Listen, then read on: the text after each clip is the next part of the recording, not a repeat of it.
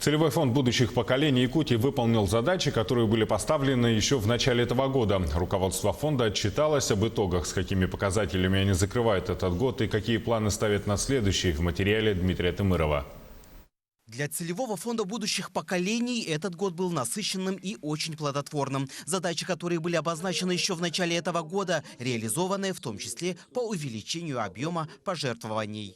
В этом году мы привлекли средства в размере 1 427 миллионов рублей. Это рекордная сумма для целевого фонда будущих поколений. Напомню, что еще в 2015 году мы получали средства в размере 521 миллион рублей. Как и прежде, фонд вносит свой неоценимый вклад в успешную реализацию социально значимых проектов региона. Это в первую очередь строительство социальных объектов. Мы ввели в эксплуатацию объект школа на 90 учащихся в селе Абыйского района, и также ввели адаптивный спортивный зал в селе Бетюнцы Амгинского района. Сегодня эти два объекта уже функционируют, они вносят свой вклад в развитие социальной сферы республики.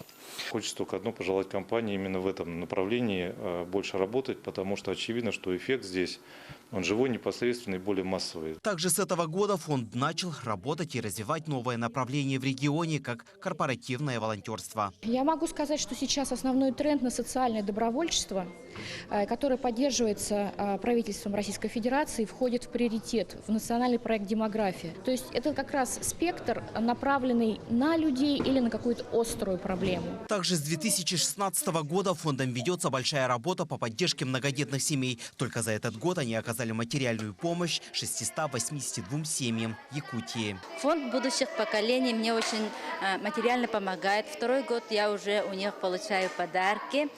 Первый год они нам в семье подарили телевизор, к чему мы очень были рады.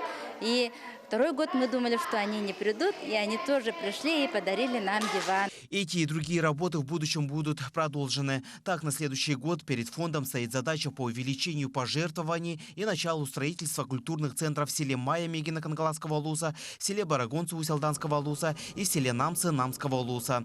Завершая год, целевой фонд будущих поколений надеется, что предстоящий год будет еще более плодотворным и результативным. Дмитрий Тымыров, Григорий Николаев, Якутск.